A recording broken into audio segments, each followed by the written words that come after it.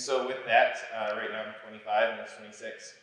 I was spending about 3.5 years discerning celibacy, discerning what it would look like to be a spiritual father, what it would look like to serve the church in that way.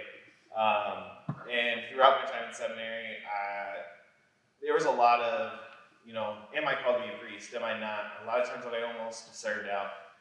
And there was a moment that I was like, nope, I am called to be a priest. It was giving that surrender that allowed me then to actually hear the Lord as to where I'm at. And so with that, when I was stepping out of seminary, it's one of those, okay, what is it like to be a husband and a father? With seminary, we talk about what it's like to be a spiritual father, and a lot of that is translated, I believe, to fatherhood. But I didn't necessarily know. And so I love retreats. I love silent retreats. And because I spent my probative year at St. Therese, Boutique and Thane, I heard a lot about Ecclesia and was asked to go on these retreats many times. And nah. And even then, when I called him and told him I was discerning out, he's like, great, there's a retreat in March. I'd rather do a silent retreat. I think I'm just, I love silence. I love being able to spend that silent time with the Lord. But my spring break for college fell this week.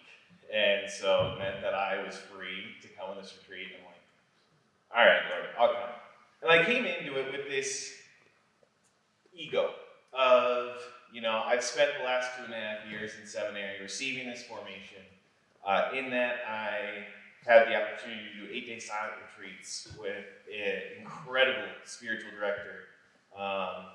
I did a general confession. I did a renunciation of lies from my past, of family traumas, of everything, doing deliverance prayers over me. And because I had spent so much time in Deacon Thane, I heard a lot about the deliverance prayers that go on, and the prayer teams, as we would call it, with the youth retreats and that kind of thing.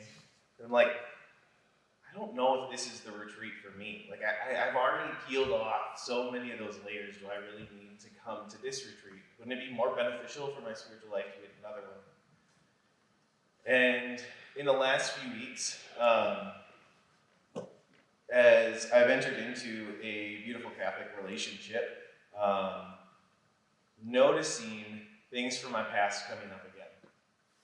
And we sat down one of the first days, and they talked about soul ties. I'm like, it all makes sense. This is what I think. And in a sense, no matter how many layers we rip off, there's going to be more layers that can come out. And that listening to these talks, listening to testimonies, talking with people at the dinner tables, at the lunch tables, just realizing in a sense what it means to be a father, what it means to be a husband, to have that spiritual authority. This is stuff that I didn't necessarily contemplate before.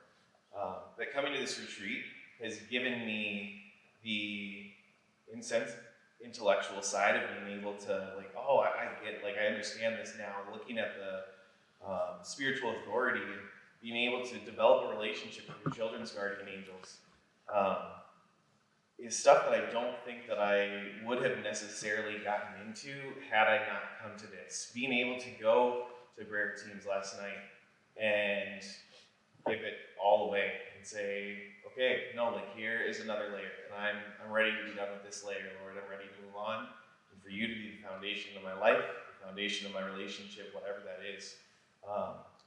And so, just being able to come and receive and have my ego knocked out from under me and say, no, you're not all that. There's plenty more for you to learn. There's plenty more for you to be, and to just be in a room of brothers that are all going through that at the same time.